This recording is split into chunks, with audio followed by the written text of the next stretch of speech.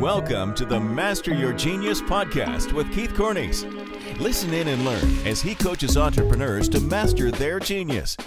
Here's your host, Coach Keith. Hey everybody, how you doing? It's Coach Keith, and we are doing Master Your Genius with Chris Schultz. Chris is a professional guitar player. He also runs a philanthropic organization called Empower Through Music and a Horizon School of Music. He's entrepreneurial. That he doesn't know that, but he is. Great guy. We got some great stuff on this podcast that you can correlate to anything in your life. I hope you find it inspirational. I hope you listen deeply and, have a listen. This is Chris Schultz. Hey, everybody. Welcome to Master Your Genius. I'm here with Chris Schultz. Chris, how you doing, buddy? I'm fantastic, Keith. How are you? Really, really good. Excited to be here. I know we've tried this before. Your schedule has been busy with all that you're doing. I got to do your podcast, which was great. What's that called again? Everybody Speaks Music. Everybody Speaks We dive Music. into mostly beginner stories, but we were looking for coaching and great big picture ideas. That's where we found an opportunity to bring you on. It was a great episode. So I'd encourage everyone to go find that episode with Keith, but that's not why we're here. No, it's just, people are always into podcasts and learning. And, what I want people to get from today is, if they're tuning in, Chris is a master musician. He started out by just, working hard, giving lessons, went on a journey, life-changing journey, came back, opened up another business called the Horizon School of Music in Vancouver, a very successful music company. How long has that been in progress for now, Chris?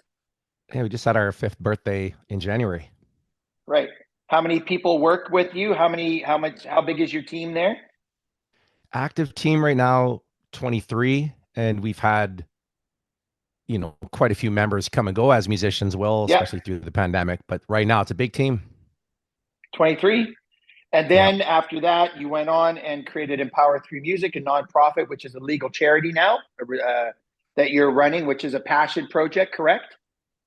That's right. Except we started the nonprofit before Horizon, and it's a key part of the story. And there's probably something to explore there. People wonder why. So hit it. Just go for it. Just give me the timeline. Go for it.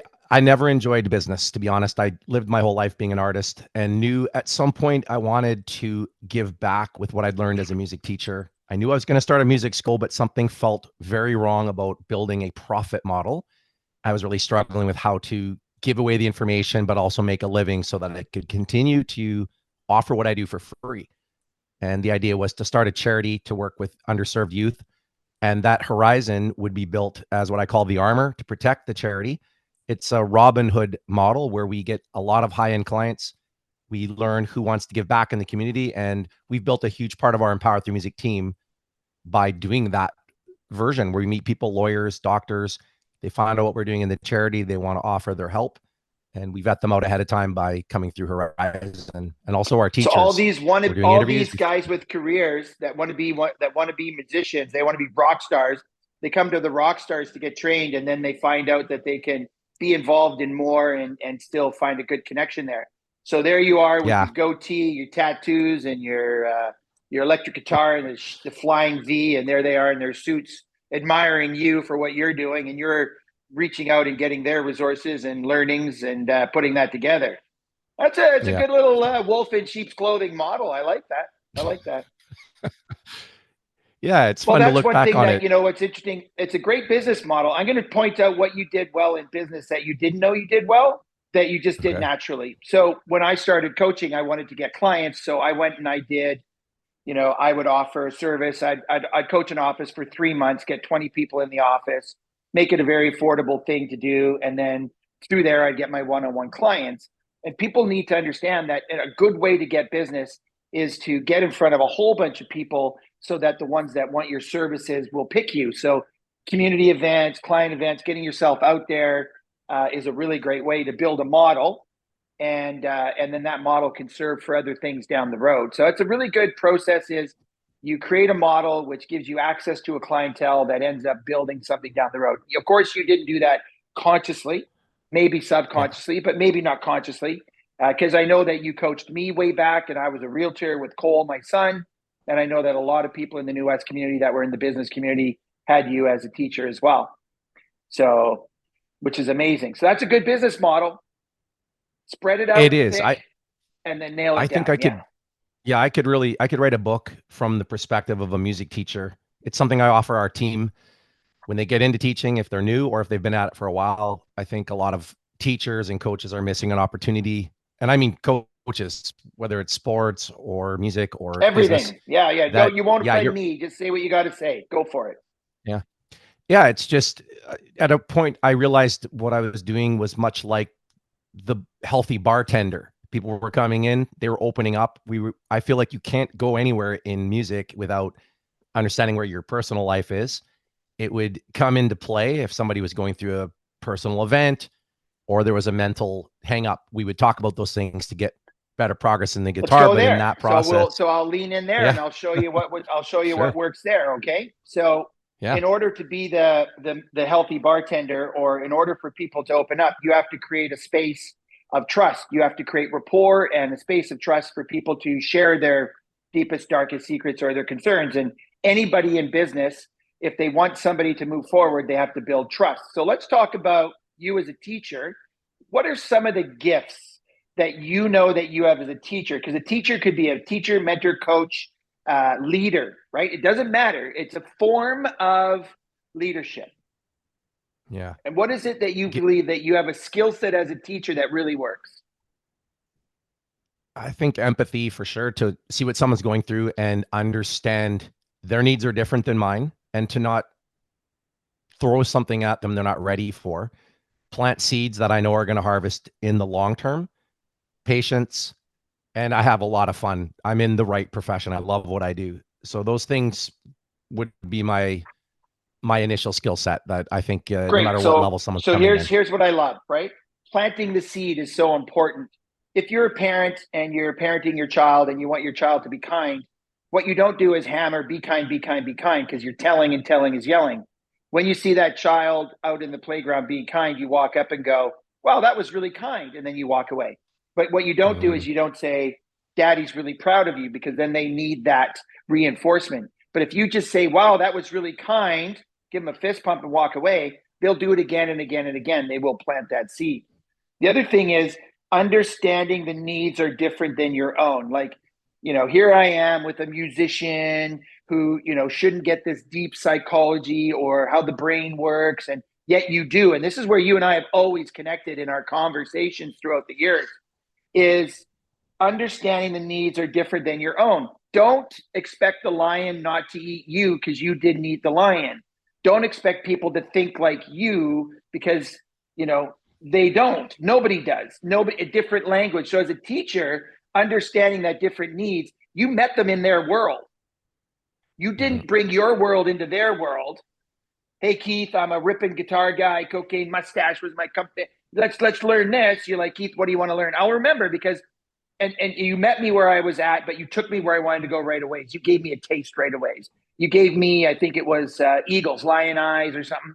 And I went home, I listened, I played it. I'm a musician. So you met me right where my ADHD and my shit was able to learn something, because you didn't. My other previous instructor, God rest his soul, great guy, taught me flirtily, and I'm like plucking away, and I'm like, this is not what I want, but I got to learn guitar. Then I quit, and then I came back 2 years later. And in the form of business, when someone quits you, they fire you, they don't hire you. And so if you want to get hired and not get fired, then you have to meet them in their model of the world, understand what they're going through, meet them there, and then take them where you want them to go, which is a great psychological, empathetic understanding, and then creating a plan or a path for them. Tell me more about the plan or path. Yeah, over the years, I've really embraced doing more conversation before we get started, especially now with the school. I love doing the consults. I'm the primary responder when it comes to new clients reaching out. I want to hear what they want. I build a game plan from day one before they even meet their teacher. I love that work. And I love giving people permission by saying, your teacher needs to know what you want. You're an adult student. We primarily work with adults at Horizon. We work with kids at Empower Through Music. And in both cases, we ask the kids or the adults, what is it you really like? Is it a video game, movie soundtrack? What do you want to have as the ultimate outcome here? And that might change, but let's get you started. So once we have that playbook, giving them reasonable goals and quick wins so they feel like it's going somewhere. Once you have the ultimate outcome, then you create the playbook.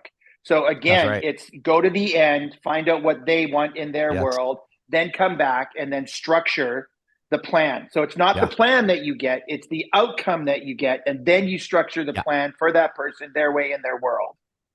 I love that you caught that. And I don't know that there's another domain more than music where people doubt the final outcome because they think it's impossible to play music. Hey, awesome. Yeah. Everybody predicts a negative future outcome. It's a survival mechanism. Nobody predicts, I'm going to learn guitar in 3 weeks and rock it. I'm going to look like a fool and be embarrassed. You know, nobody predicts that I'm going to do 500 sales and then they get to 10, right? Like everyone is in the place of predicting a future negative outcome. A great coach, a great teacher has someone identify the outcome that's realistic that they want. Then they build the blueprint to take them there. Because a lot of the times people, if they don't get the outcome, they think that's the problem. So if I'm playing guitar and it's shitty, I think the problem is I'm a shitty guitarist. No, it's my discipline. It's my practice. It's what I'm learning. It's how I'm learning it that makes me the result of being shitty. So if I want to be better, I have to go back and change the equation, the plan, right? Yeah, agreed. I'm glad you focused in on that. That's an important topic. There's some myth about music. If you look up the definition, it says something like a person who is gifted or especially talented at playing an instrument. So that's completely wrong. It's like saying to be a gardener, you have to be able to grow a sunflower plant 10 feet taller. You're not a gardener. No, you could fail and kill all your crops, but you're still gardening. And I find that people really view being a musician as being a master. And that's a big thing I'm trying to uncover. How can we change that about this specific craft that I'm most interested in? Great. I'll tell you, I got an idea. Okay. So now we're talking about passion and discipline crossing paths. Okay. So what happens when I'm passionate about something, but I'm not good at it, and I'm going to be disciplined to get good at it, yet I don't reach the 10-foot sunflower. Okay. Is a failure a 7-foot sunflower? Is a failure a 2-foot sunflower, or is a failure no sunflower? And so when we're hard on ourselves and we're comparing what a gardener should be or what a musician should be, that's the comparisonitis, or what I should look like in my profession. Then what I do is I take on the persona of somebody that's great, but it's not me. And the truth is confidence lives in authenticity, and authenticity comes in knowing yourself. So if I get lost trying to rip like Chris, then I can't be Keith. And, you know, what do they say? So, comparison is the thief of joy, or there's some quote. Yeah. Comparisonitis. I write about it in my book. It kills everything. Let's go back to that place of, you know, the definition of a musician based on Webster's dictionary. Well, you know, it's 2023. Everyone has a different perception or idea of the definition. And mastery was, you know, Malcolm Gladwell wrote a book called Outliers. He said 10,000 hours or 10 years makes you a master. Chris, you remember? I do. I've got that. I have that book right beside me on the bookshelf. It's a great book. Opened up some great conversations, and well, the visit to my office. Author. Remember, I brought you. Yes. I brought you to my office. I said, I am going to show these realtors that have years of experience what that looks like in the real world, so that they could get confident in themselves. So I thought that if I brought in a third party to have them look out and go, watch Chris, guys. And then I walked you through the levels of mastery, how you started, the first thing you learned, then what you did, then what you did, then what you did. By the way, guys, Chris has 2 albums. When the City Sleeps and Chasing the Light. And you can find them on Spotify, and they're very calming. And not to plug, I don't make a dime off them. That's not the point. But the music is for. It's okay to make a dime. The man isn't that bad, Chris. Hey, Chris, it's okay to have a passion to make money, because as we grow your nonprofit, you're going to learn from Uncle Keith here that money is a big part of this process. Okay, hold on. I want to be clear. I do have ambition for the music, but it's not the way you would traditionally think. That's a whole other topic. As an artist influencing other artists, I think that the business model of trying to sell your original music is very broken. Your music is a way to build fans who you bring to your shows. They buy your t-shirts. They support you in other ways, which there's a great blog post written by Kevin Kelly in 2008 called 1,000 True Fans. Have you heard of it? No. It's fantastic. It's a great business model for anyone starting a new business, whether you're a musician or whatever. And the idea is that you do this thing because you love it, much like Grisham wrote his first book 15 minutes a day for one whole year. It didn't sell. No, he didn't care. He wrote the second book. That one went on to be a huge seller. It's not the point. It's he loved doing the craft. So I say to younger musicians or even older musicians, I didn't write those albums because I wanted people to like them.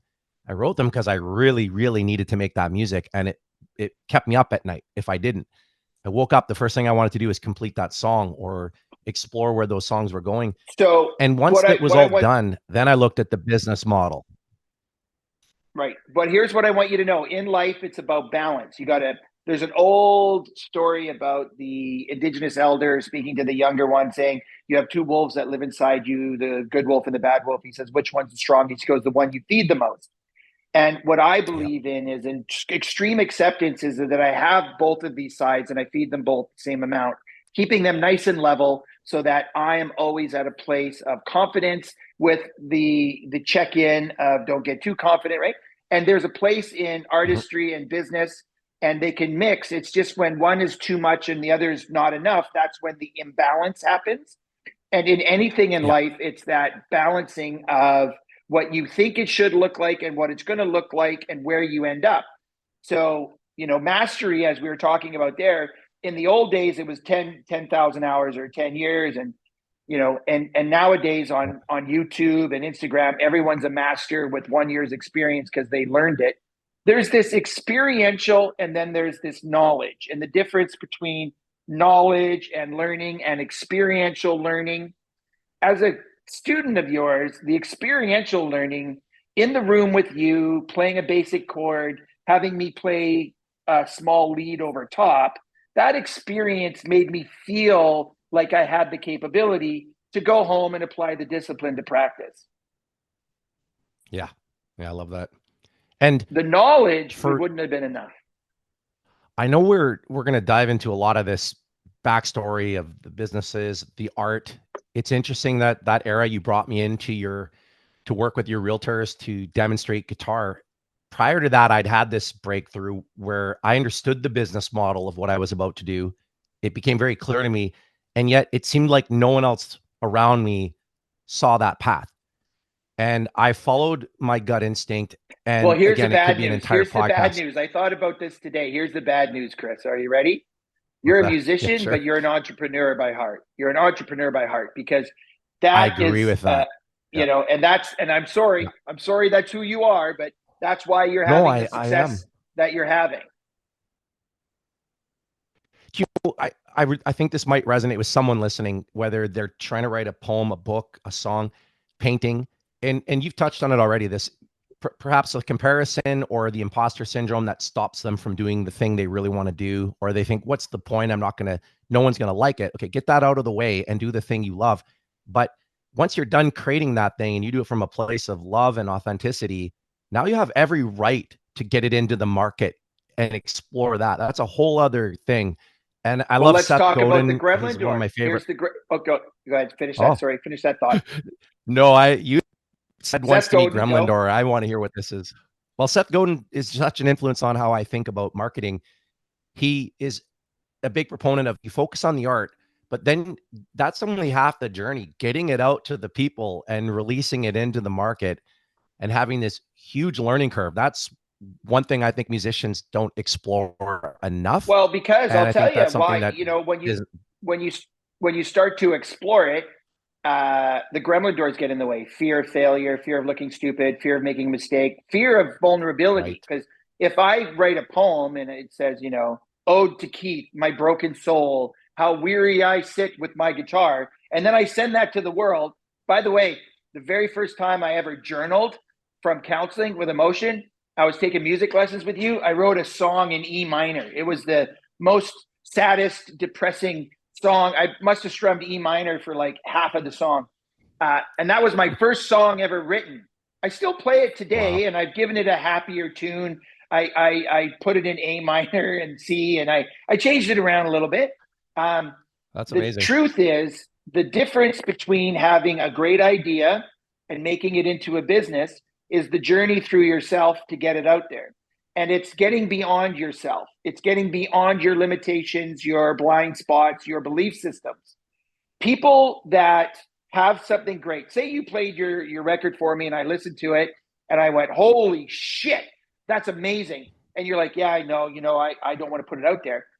Then you hire me and I become that guy. That's great. But you still have to be the guy that hears it in your car or on the radio, and you feel proud and embarrassed at the same time. And you feel, you feel exposed. And that's a big problem, especially in the loud, noisy cancellation world today. The cancel culture will stop any great artist. Like, there's amazing people out there that aren't being seen because of this noisy, shitty cancel culture of, I won't get into it. It'd be another 1 hour of me just, trying to wake the world up and say, fuck, holy cow. So now you've got this awesome product, you put it out there. The gremlin doors that get in the way is, number one, you don't even dream that people would like it. So you don't even put it out there. Number two is you go to put it out there and other people, or you get in your way, you don't do it, or you hit iTunes sends it back and says your file's wrong, so you quit. If you get around that and you start putting it out there, the repetition of your song being played bites that vulnerability down to where it's palatable, to where it can almost turn into, humble pride. And then you can build the second one only when you celebrate the first one. And if you don't celebrate the first one, you can't do the second one. So when you went from When the City Sleeps to the next album, how did you celebrate that process in order to build the next one? Interesting questions. There's a deep undercurrent between those two albums. So to not dwell on it too long, I'd finally found my way forward as an artist. I was free. I was authentic. I was enjoying every step of it. Work didn't feel like work for the first time in my life. I could work for 12 hours straight, not needing a break. And I was composing the music of my dreams. It had never existed. I'd never even heard anybody sound like the ideas in my head. And that was exciting. I had no concern whatsoever for what anyone else in the world would think of it, except I was aware that it was going to complete at some point, which is important. Again, to quote Seth Godin, I was planning on shipping it, and I had a slight sense of the business model, but I wasn't going to let that interfere with the creative process. So once I completed that album, I sat on it for 1 whole year thinking about the business, which was shocking to the people that had heard the album, including the producer, who's one of the world's greatest guitar players. That was a whole other thing. It was like I went to basketball camp and Michael Jordan was my coach. That was a whole thing in itself, having to play in front of a gentleman named Antoine Dufour from Quebec, who's just a legendary influence in my field. But Antoine was saying, why are you taking so long to release this? You've had it for a year. I said, I have a whole plan about how this is going to unfold. You were getting in the way of your own success with a plan, and that plan subconsciously provided you from being vulnerable. So you eat the plan and you love the plan and you make it about the plan, but really it was a deep-seated fear of insecurity around vulnerability. Not at all. No. I was fully self-funding the album. It cost me $30,000 from the time I started till when I released it. And I went to the manufacturer and said, what is the largest booklet you can put in this album, back when you still had CDs? And they said something like 24 pages, but that's outrageous. Nobody does that. And I said, I need to do that because there's a story behind every song. I had an artist design a piece of art for every piece of music, and I wrote an entire story. So those fans that bought the first 1,000 albums all had this 24-page booklet. The whole year was so exciting because it really was the business, and I could relax. I'd done the art. I didn't even have anything left in me that year that wanted to be creative with the music. It was there, and I wasn't in no hurry to release it. There was no fear of putting it out there. I loved the music. I listened to it every day. Once I had the artwork and the story and the funding in place to self-release it, I launched it into the world, and I was very surprised at how fast it caught attention everywhere. The album release party, I ended up selling out the planetarium here in Vancouver back to back. We Yeah, had I was 400 there. people show up. Yep. It was a whole thing with that show. And there's a big part of this. You mentioned Feed the Good Wolf. You know, back in 2007, I lost my mom. I was 32 years old. It was devastating. I lost my marriage shortly after that. I went through hell. This music was all about my mom. It was all about my life, my relationship with her, what she did for me. It meant everything to me to give it justice. It wasn't about anyone else. And when it came out, to have it resonate with so many people and have them feel the music. And let's move through that first album to the second one. Every dream I had came true. I ended up getting a record deal, which I thought was my dream and learned quickly. None of that really matters, but I'll just go back to that time. Whoa, this is exciting. People actually are asking me to come Okay, tour I'm going to China stop and and bring some Australia, stuff and in they're here, giving me Chris. I guitars, want to and bring I've got I want to bring some stuff in here. Okay. sure, Number one is you had a dream and you achieved it, and please, it yeah, wasn't what you thought. Which everyone, right? And yes, a lot of people stop dreaming. They don't dream anymore. They stop dreaming because they didn't make a goal. It didn't turn out, and this accumulation of things that didn't work out stopped them from dreaming. Sometimes you need that dream to drive you through to that point. You also said in there, you wanted to complete it to the end, which I love because there's a thing that can happen where people don't complete it because they want it to be perfect, and done is better mhm, than perfect. But in your situation, it wasn't about perfection. It was about the vision that you had that you wanted to complete before yeah, you took it to market. yeah, which is still hugely influential in everything I do today. That album celebrates the end and the beginning or you could say the middle of my life up to this point. Right. So the celebration part that you celebrated on the first to go into the second, to be able to, because a lot of people get stuck. They make the first album and they're worried that the second one won't be as good or be different or whatever. So you had to Mhm. move and close the loop on the first album, get a little bit of Yes. dopamine from, hey, that's pretty good. That's awesome. And let's go on to more, the next level of success, or the next level of album or whatever. Not quite, because the universe had another opportunity for me. I was touring the world. I was enjoying every bit of it. I was playing with my heroes. Things were happening so fast. Cut to 2017, where I released the album in 2016, I believe.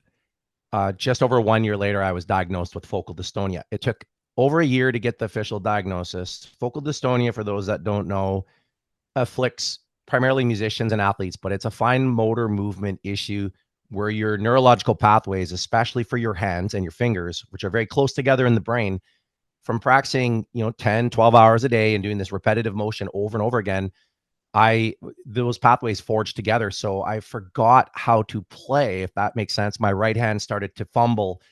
And instead of taking a break and saying, wow, there must be a neurological issue, I thought it was a physical issue. So I just played through it with great care.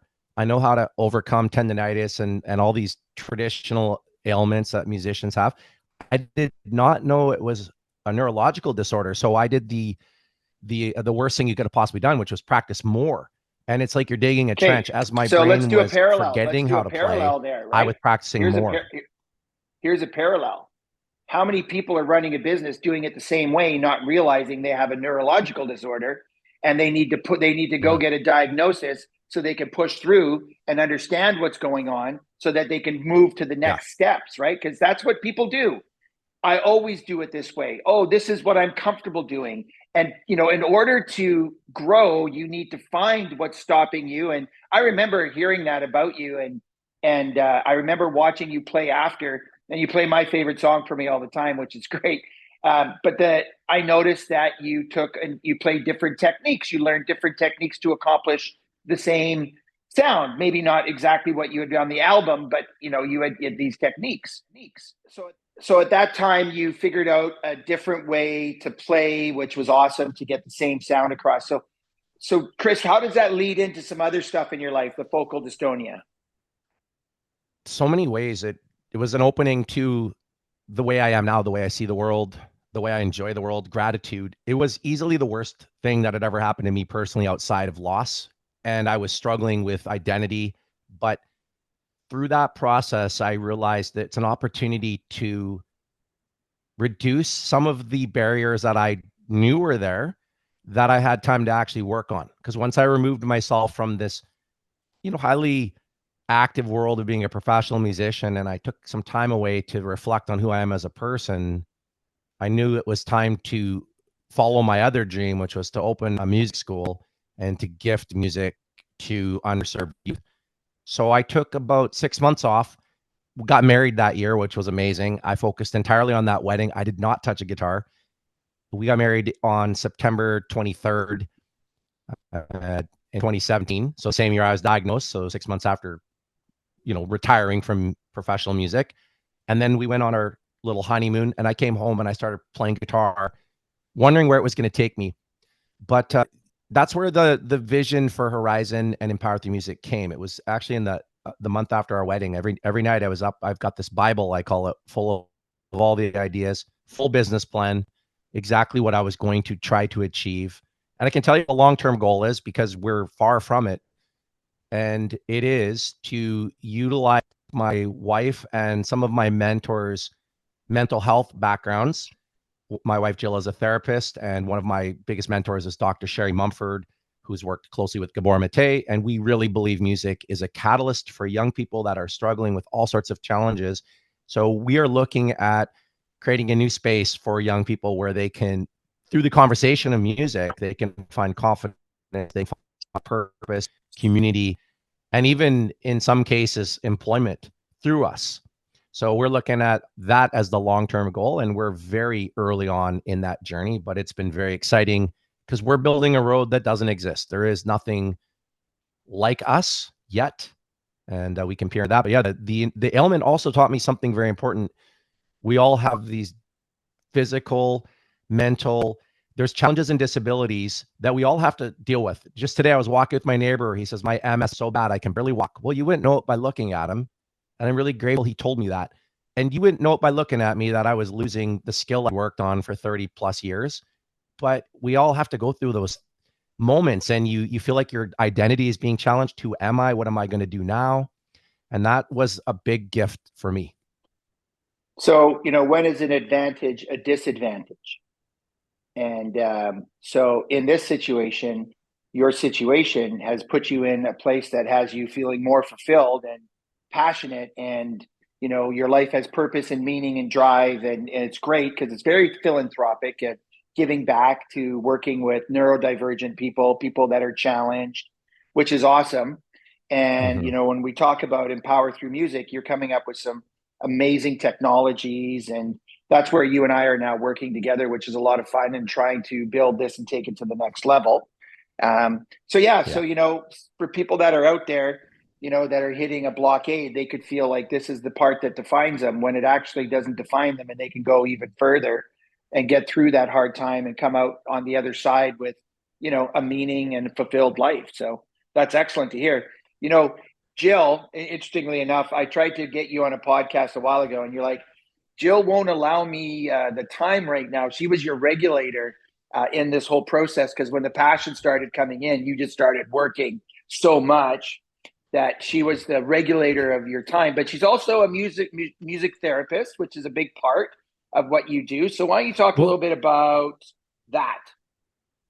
Yeah, Jill's background is integral to my journey, of course. We've been together for 14 years. And when I met her, she was working on the downtown east side, and her specialty was counseling with women that had been through the worst life events imaginable, that were addicted to drugs, living on the downtown east side. She was like an angel because, my mom went through that. My mom was literally on the downtown east side. And I feel at some point that Jill and her must have met. I remember my mom saying, these girls down here, Chris, they're like angels. I don't know why they do what they do. And so putting that all together, meeting Jill, she won't take enough of the credit for what's happened since, but she's a cognitive therapist. She does a lot of work in trauma. She's worked with every type of demographic you can imagine. And she's since moved on to private practice. But getting to pick her brain about why we do what we do, why am I struggling, why is everyone around me having some challenges, has been so informative, because I did not I did not follow this profession. I didn't go to school for it. So when I have a tough situation, I can go to the expert and say, look, this came out in a lesson, or this kid today at the program got up, ran out crying, and this is how I handled it. Can I get your perspective? And she's my greatest advisor. And along with Sherry Mumford, who's been like a mom to me since I was 15 years old. So it's very, very fortunate to have people of that ability in my life that Isn't it understand mental interesting? health. Isn't it interesting though? What I love about that, we're stronger with partners for sure. We learn, we're lifelong learners. Yet you do have this innate empathetic ability to know what to do. You run it past them and they're like probably saying, yeah, that was great. That was awesome. What you did there by doing this, you created a space of comfort by seeing them, by doing this, they will break down what you did, but you did it naturally. There's a podcast where Jocko Willink is talking about Jordan Peterson and going, we think the same. I'm just a thug from the military, and Jordan Peterson is this, educated university professor, and we both think the same. We just say it differently. And that's, what I like to call a common thread between our geniuses is some people naturally are good at teaching and some people are naturally good at connecting and creating a space, and they just do it. And then when they go to someone like me or someone like Jill, and then we break down why that works and how it works, you're like, oh, good. Yet there's just some people that are naturally good at being that person, and they don't, know the backing of everything. Yeah. And yeah. She's quite surprised at what I figure out intuitively. And I'm also very interested in learning more. I feel like it's an education. And in turn, I pass it on to our music teachers. But the key to this as we grow the organization is to continue to bring people on that are experts in their field that do have that genius. So between Jill and Dr. Sherry Mumford, we also have Cameron Dehoney, who's a heart surgeon. We also have Peyton Hansen, who's as a certified music therapist, and Allison Mara just joined Horizon School of Music. She's a cognitive therapist. This core group, we can go to them with some of the bigger challenges, the mental health side, and say, as an expert team, what should we do here as an organization? And I'm going to shout out to School of Rock, by the way, for a second here, because we are talking about music, but also mental health. I was impressed. They have 250 franchises. They've been around for 20 years, and their COO is very interested in mental health and realized during the pandemic that if they let that thing fail, they were going to fail thousands of families and youth that were struggling through the pandemic. So they hired mental health workers to come and advise them. And I say, shout out to that type of organization that instead of protecting their bottom line, they protected their community. And that was hugely inspirational to hear. I just heard that episode recently. And I'll tell you, Chris, what, when there's a purpose greater than the action gets done. And, when they want to be there for the students, the end result, the purpose, right? I call that the purpose-driven life, the purpose-driven masterclass, the purpose-driven realtor, right? That's my thing, right? Which is when something bigger than yourself is the driver, you can do anything. When you hit the gremlin doors and you don't move through in your businesses, it's because you're trying to make money or you're trying to do something that doesn't have a purpose greater than the money. It has to be both. It's it's a balancing philosophy. And for that company to go, hey, if we don't correct here, we can't impact thousands of lives. Let's correct. Let's lose money for the next 2 years, or let's do whatever, to get to that next level, because we have to, not because we want to. And we don't have to because we're weak. We have to because we want to make a difference. And every human being on some sub level wants to make a difference. They just haven't attached to it. When you attach to it and you start making a difference and you see that you're doing that with your gifts in the world the way you do it, that's where success goes to the next level. And whatever that definition of success is, changing more lives, bringing more students to the game, more people to help other people, whatever that is, that's where it thrives. And if you don't have that, you really don't have what you need to get to the next level. That resonates so strongly. I love what you're saying. Purpose. It's a word that I think about every day. Purpose and gratitude are the two words that I focus on the most, because it seems there's a correlation between mental health issues in myself or those around me when we're focused on ourselves and not the needs of others. And I feel like Well, that as we could a call, Chris, species, if you will, we are. we call that being of service. My wife and I, Chris, always say, if you're of service, you'll always have the finances to take care of yourself. Because if you're always of Yeah. service, giving for the right reasons, there's always a need for that. And capitalism says if there's no need for what you bring to the marketplace, then you won't get the money. Well, there's always a need for service. There's always a need to make a difference. There's always a need to give back. And if we could get the people in the world to get out of an I space and into a we space and go fill a need that impacts the world, this would be an amazing place. And that's a dream of what could happen, Yeah. Good example of that too. You've met Erica Branda. She's our executive administrator. She retired. I pulled her out of retirement because she's so amazing. I said, now that you're retired, would you like to come back to work and help our charity? She laughed. She's barely out of work for 6 months. But one of the things I find so inspiring about her, she always looks for ways to connect with her community, but also to give back. And she loves dogs, and she has a dog. So she's always walking her little puppy around. And said, there's a lot of people that can't walk their dogs. And she found a charity that people volunteer and they go and they walk people's dogs. And I thought, what a great idea. So for anyone who's feeling miserable and depressed but has a dog and loves their dog, what would it feel like to add service to that, where you find out who in your community can't walk their dog, and now let's close on that, because I think slowly building up some network within your personal life. Yeah, I think it comes full circle. When you can align your talents and gifts and the work that you do and be of service and find a way to connect to a purpose and giving back, you'll find that it's fulfilling. You go to that next level, you work harder, the discipline comes naturally, the commitment's there. All the buzzwords that every coach talks about only comes when, and they say find your passion, but it's not necessarily find your passion. If you're of service, you'll find that passion.